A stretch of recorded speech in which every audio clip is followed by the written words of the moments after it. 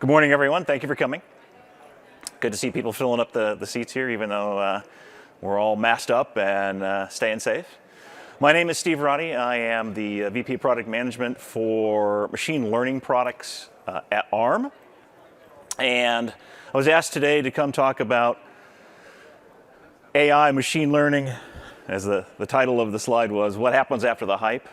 I think we're in a situation now where all of the hyperbolic attention to machine learning has died down, and now the question is for practitioners in the market like ourselves, what's real, what's going on, how is this impacting us, what do we need to plan for in the future? So I'll try and address those topics here over the next hour and take time for Q&A toward the end of the hour. ARM. Sure, all of you know the name ARM. You're all familiar with ARM. Everyone pretty much knows we're, processors and things like cell phones that everyone carries around in their pocket or their purse. But ARM is much, much broader than that. We have more than 500 licensees in virtually every application area in our industry. And collectively, the licensees in the ARM partnership are shipping, 20 plus billion chips a year, almost 24 billion last year. That's undoubtedly going to be a much higher number this year, as we all know. Semiconductors are in shortage. People's buying behaviors during the pandemic have changed. They want phones and home automation and better Wi-Fi, et cetera. So seeing a lot of growth there. But both we and a lot of pundits expect that growth to not be a transitory thing, just pandemic related, that the growth in demand for semiconductors is going to continue to boom. Whether it be the automobiles that we buy that are now jam-packed full of microcontrollers and microprocessors and other circuits, to everything else that we touch and interact with on a daily basis, there are many pundits who talk about the world of 1 trillion connected devices happening, which we believe will in fact happen if you look at the growth projections and the unit shipments that are out there. And you have to ask yourself, well, what is it that's driving all that? Connectivity is one of those things. You can have things talking to each other and smarter. The smarter is really all about machine learning, we think. We think that machine learning is the thing that's actually driving a lot of that demand and a lot of that increase in silicon consumption. Now, machine learning, neural nets in particular, sort of started out not that long ago as, kind of quite the novelty. Cat, no cat. I believe it was the TV show Silicon Valley that had the hot dog, no hot dog spoof thing going on, right? It's not that long ago.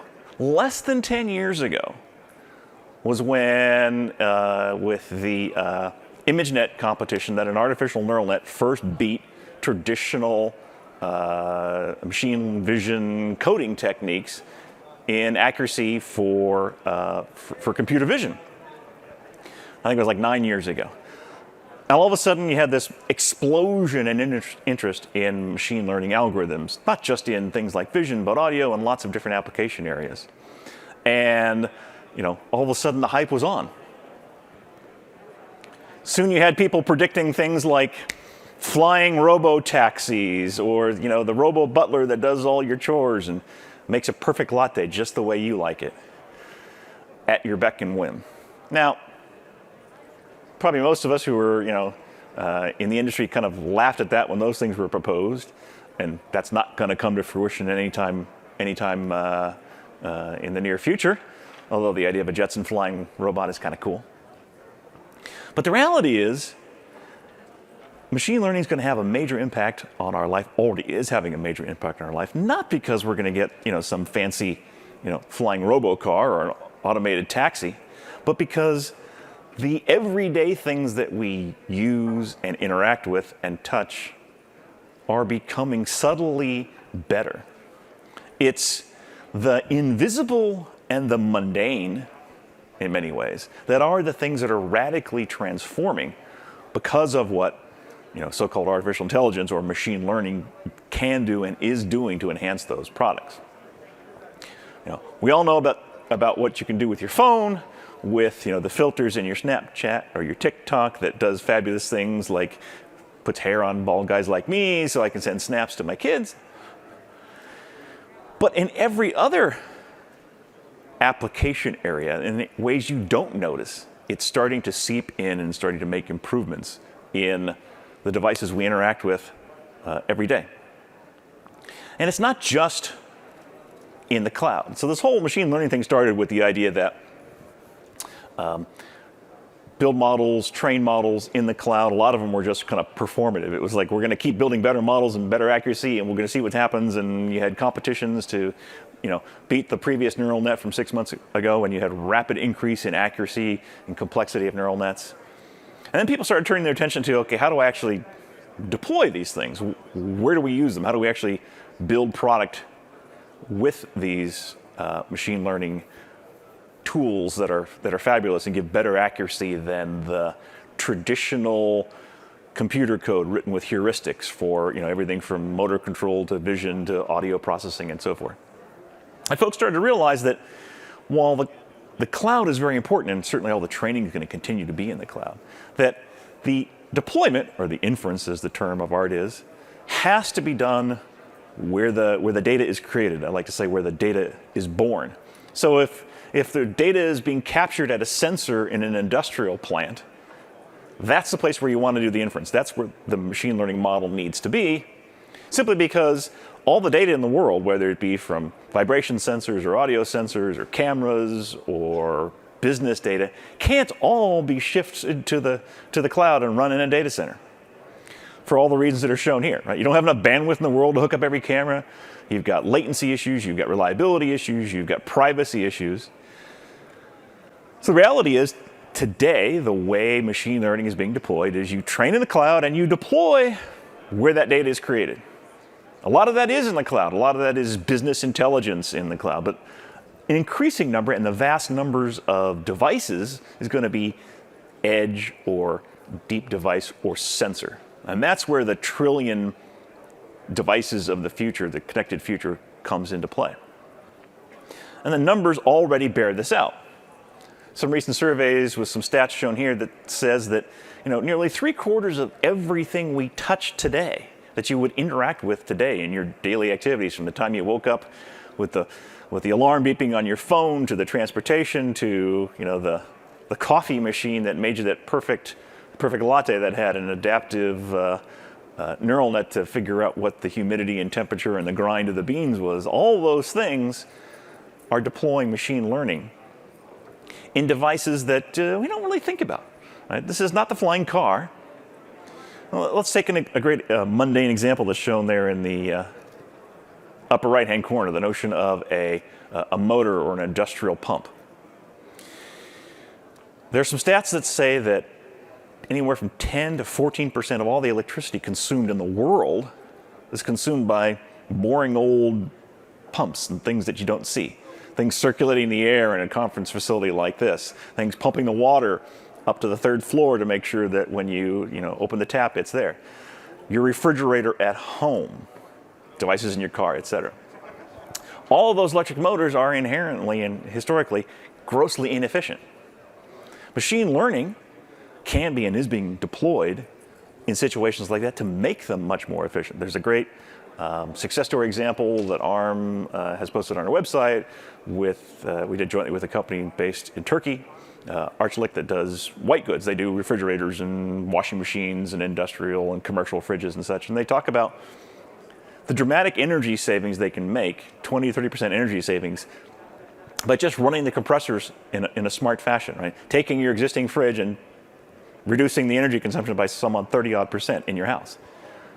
For most people in the world who don't have air conditioning, and that's a lot of folks, that fridge is the #1 consumer of electricity in their homes. For big industrial plants or big buildings like this, those pumps are a huge portion of the energy consumption.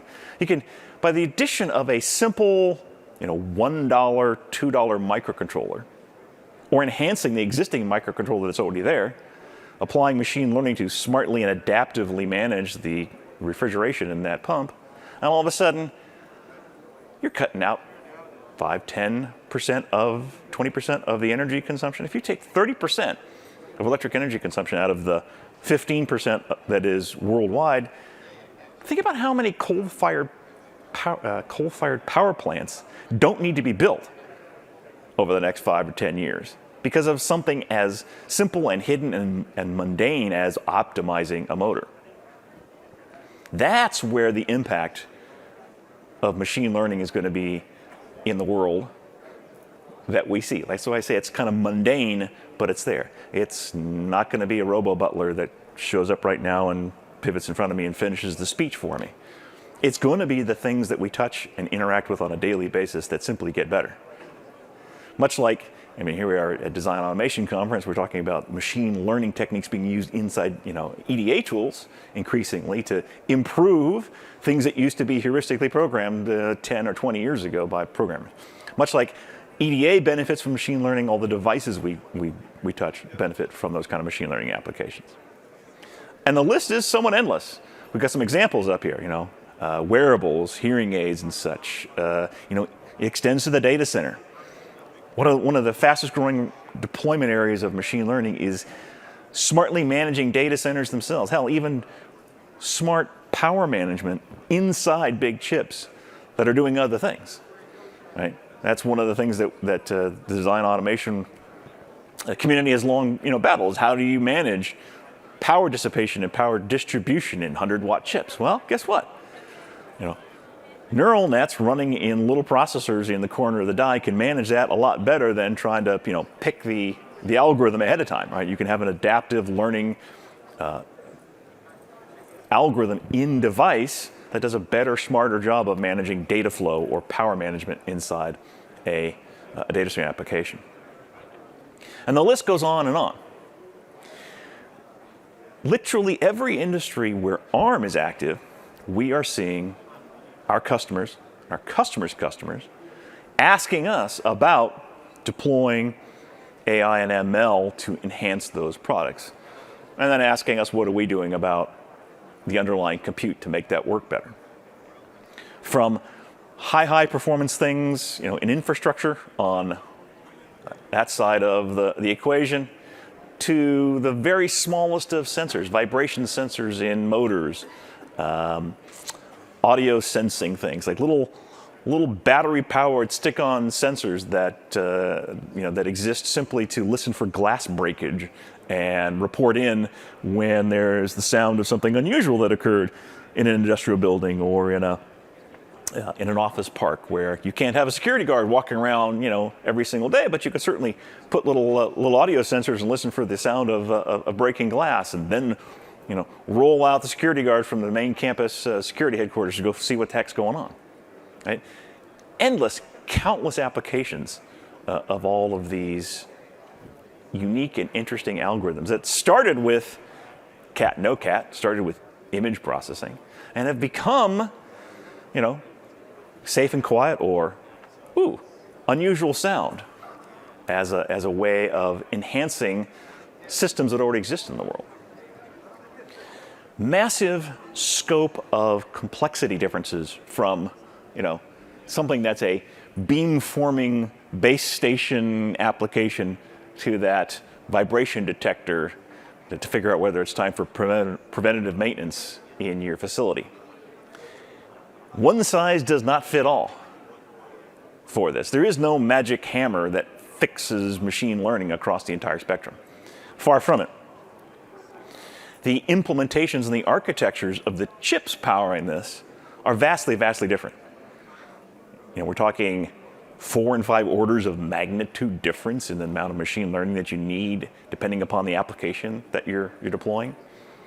So even though you think of ARM as the CPU company, we don't purport to stay here and say, well, everything's an ARM CPU, just run on a CPU, you're great.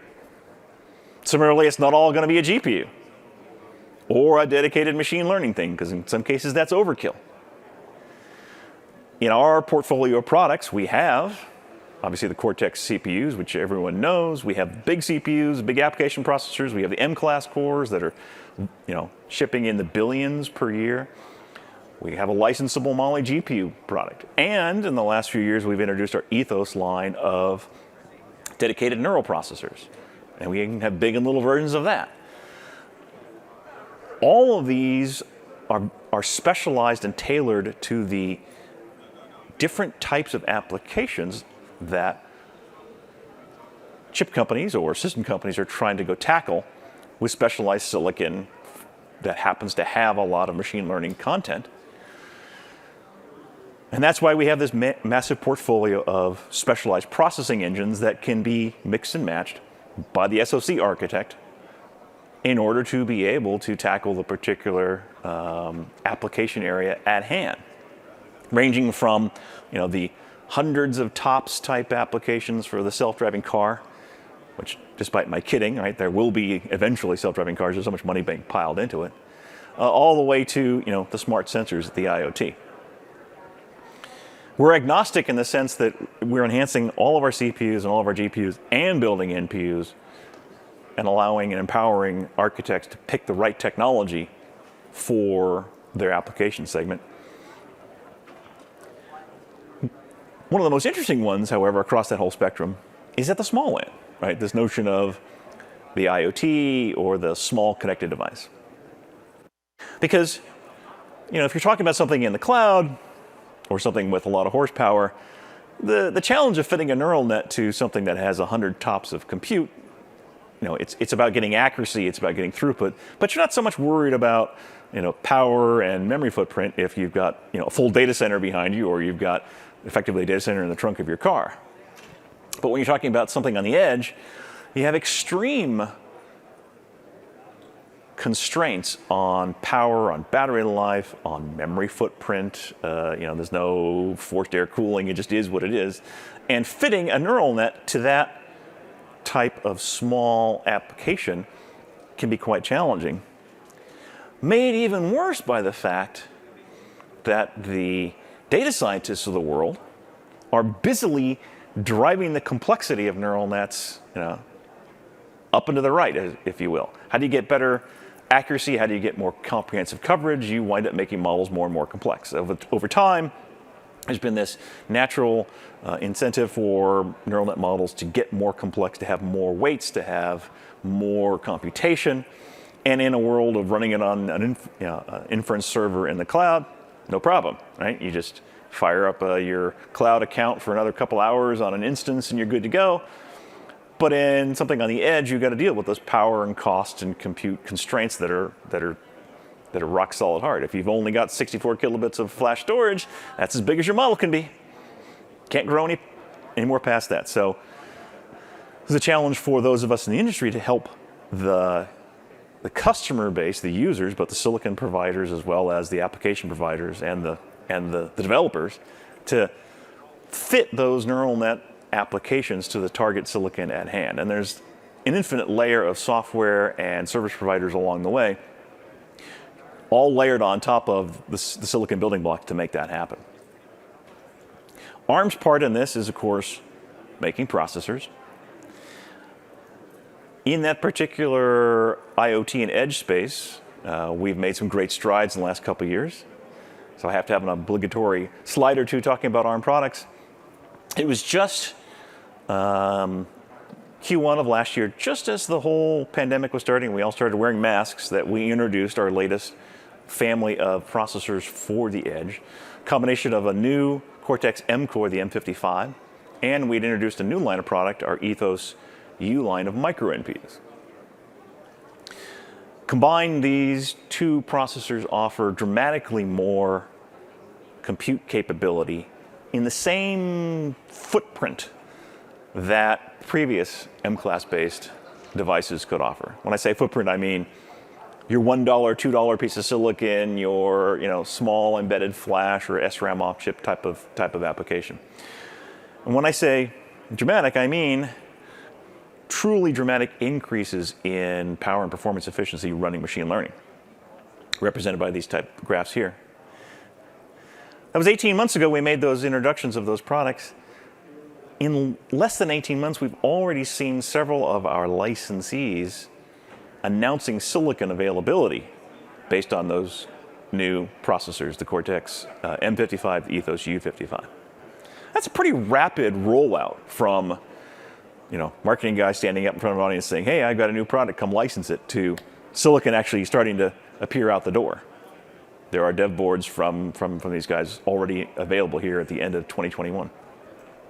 So why is it that fast? What's actually driving that rapid adoption? Well, it's what we just talked about, the fact that there are an enormous number of companies at the application level, at the system level, trying to deploy machine learning into products to take advantage of the value add that a smart adaptive algorithm can provide for a boring, mundane thing like a refrigerator, or a fancy thing like a new car, or deployments of expensive 5G base stations and optimizing those deployments so that you need maybe a few less towers to be able to blanket a city.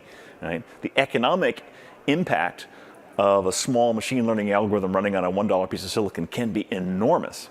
And these companies are reacting to that demand. And they're reacting to the demand because it's not a incremental change. Right? We've all been in this industry a number of years, some more than others, who used to have hair. We're all accustomed to seeing the marketing guy stand up and say, oh, I've got a great new product. It's 20% better than last year, or 30% better than last year, or 2x better than last year.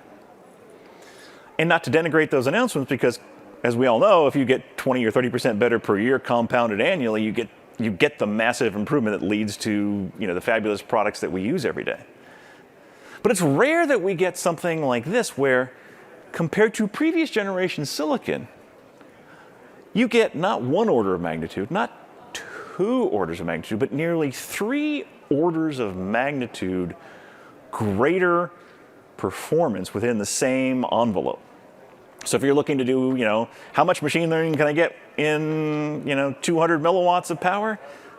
800 times that. Or can I reduce the power so dramatically that I can run for a year on a battery instead of a week? It is those kind of dislocations, those kind of massive step function changes in capability that are driving people to think, ooh, I can do something I didn't previously think of. That I can suddenly dramatically change the product I have. I could put a camera in this thing and run a camera along with sound processing and dramatically improve the efficiency of, take the example I gave earlier of a notion of a battery-operated sound sensor that you stick on the wall that listens for glass breakage, right, or listens for a sound that's alarming and notifies security. Well, heck, you can put a camera on that now, because the same battery, can now, drive a camera. You hear some sound, you wake up the camera looks and surveys the scene, and, combined with a neural net to tell you, recognizing what's going on, now I have a much smarter device, still doing the same job, but it's doing a job with a much more sophisticated set of intelligence in the sensor, or in the machinery, in the chemical plants, so that I know whether or not do I need to, hit the button to avoid my, my catalytic cracking unit in my petrochemical plant from exploding. Literally hundreds of millions of dollars of damage can happen in big industrial plants if something goes wrong. You put $2 worth of silicon and a neural net in, and you can, avoid all that. You can do planned downtime. You can see the degradation over time in the efficiency of a manufacturing process, or the vibrations going on in a big machinery. Heck, in your car, if you could look for every form of failure in your vehicle and know, hey, it's actually time to take it into the mechanic because something's about to go wrong within the next 30 days based on all the historical data pulled from Ford cars or from Toyota cars or what have you, and that problem X is happening. The car company reaches out to you and says, Brian, you really need to bring your car in because we've noticed an unusual vibration, and it turns out that there's a weakness in this particular vehicle, and the exhaust manifold's likely to fail spectacularly, and we don't want you stranded on the side of the road.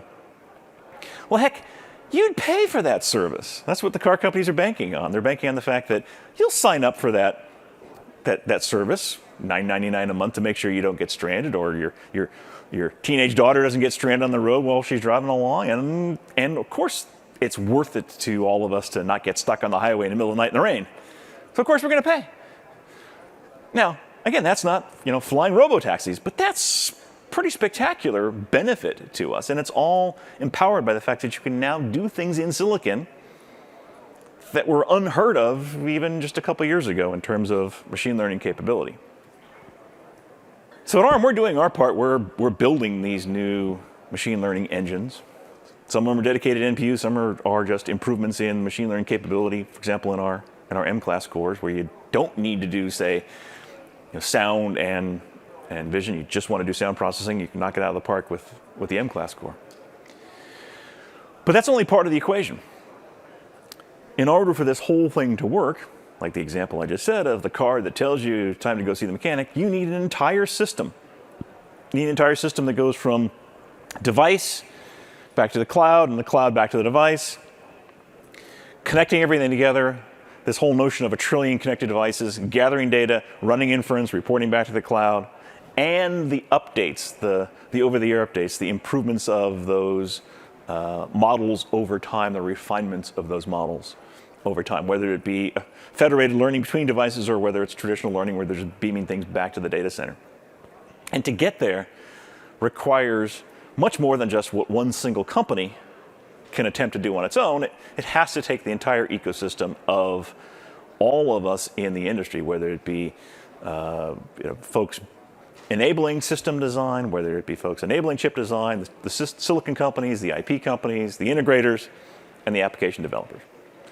So at ARM, we believe it is absolutely required that all of these processes be standards-based. ARM is a huge advocate of open standards. We publish many of the standards that we've used internally to build our IP to ensure interoperability, whether it be, and have increasingly stepped up to the level of software interoperability and software reliability so that software components can be put together as easily as hardware IP components can be. So things like PSA certification for safety and security, or system ready for application software that can be put together in devices.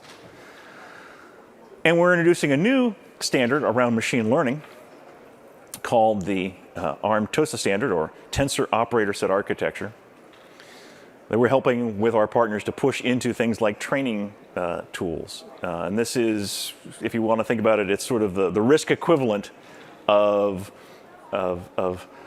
operators for machine learning algorithms, so that whatever the data scientist wants to do in TensorFlow or PyTorch to create the latest novel algorithm, there's a way for her to know that that algorithm can in fact reduce down well to run in embedded machine learning processors, whether they be from ARM or they be from other companies as well, so that this cycle of building things in the cloud, tailoring and targeting to the end device, and then updating is something that in fact can become reality, and we won't get stranded with people who are machine learning experts but don't know anything about embedded, and embedded engineers that don't know anything about machine learning, and how do you connect the two together. Those standards will be the thing that help glue that together, driven along with lots of other open source projects. So most of the software that we build to go along with our CPUs, our GPUs, and our NPUs is open source based. That is published on various open source forums. And we've done a considerable amount of investing in enhancing the machine learning software infrastructure, particularly around the training frameworks that exist. We've done a lot of work to date in TensorFlow, pushing optimization techniques into TensorFlow, TensorFlow Lite, and the model optimization toolkit that lives there, so that a data engineer who is a mathematician has ready access to tools that tell him or her how to get an efficient implementation on something like a integerized NPU from a company like ARM or other companies that would want to take advantage of that. And that is absolutely a critical element of enabling this entire sort of end-to-end ecosystem so that we can, in fact, get to 1 trillion devices. Furthermore, we spend a lot of our energy at ARM working with those ecosystem players, particularly application developers, in order to be able to connect the dots between silicon provider, system integrator, algorithm developer or owner, and silicon platform.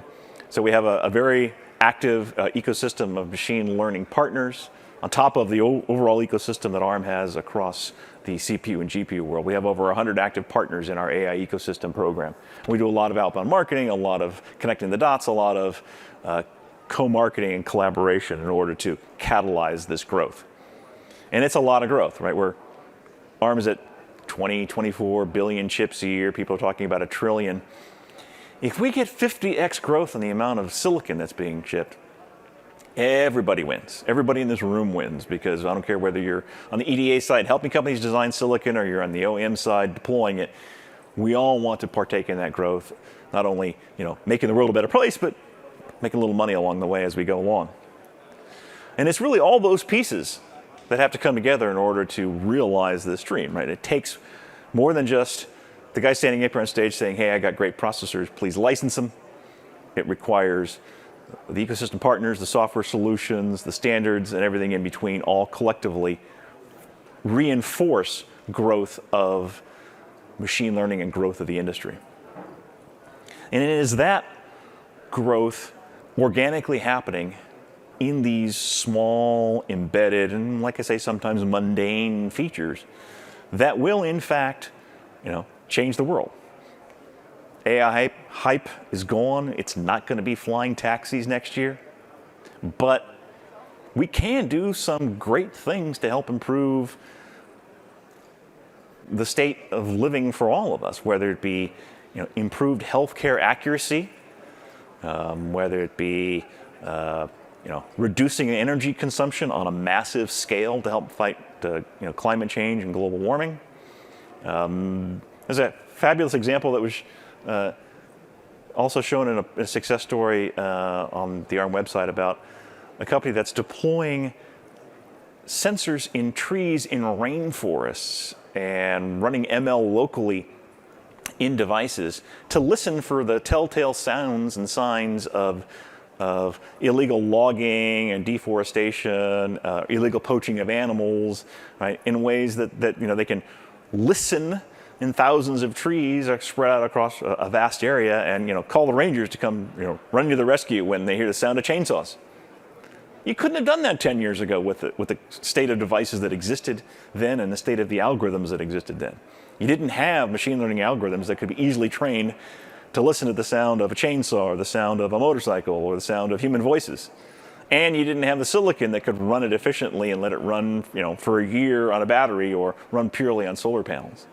That can happen today, and there's somewhere in this audience there's probably 2 or 3 other ideas popping up in people's heads of, oh, well, what if we could do X? And I think that's the payoff on the hype of machine learning. It's going to be those things that weren't thought of, that weren't occupying the mind of people when they were thinking of flying cars or flying robots. And that's what's going to make AI and machine learning pay off. And with that, I thank you for your time. Questions or comments? There's a microphone right there. Thank you very much. Very nice presentation. Essentially applied machine learning at the edge is probably a challenging question. So the research question on that issue, do you feel that the algorithms that exist today in the various machine learning AI algorithms, convolutional networks, graphical, SVMs, there are a lot of them. Do you think that we still need an improvements in the mathematical models of those algorithms in order to apply this technology at the edge? Do we still need more improvements? I think the number of active deployments would suggest plenty of those models today are already good enough and are already delivering great benefit. That said, the state of the art in machine learning models, as you may know, just continues to evolve rapidly because people are able to find better, more accurate models, or models that are more resilient, or models that have less inherent bias, that aren't as brittle. So I don't think we're anywhere near stagnation in terms of the underlying mathematical formulations or the architectures, if you will, of the neural nets. And if you read some of the literature about comparing what we think goes on in neural nets to what we think goes on in the human brain, right? We know like this little teeny tiny drop of what actually might be occurring. And as the more research goes on, the more, people look at how neural nets behave and look at how the brain behave, and you get scientists who have, the capacity to understand both, which by the way is marvelous. Can you imagine someone actually understands, brain chemistry and neural nets combined? Those are way smarter than me.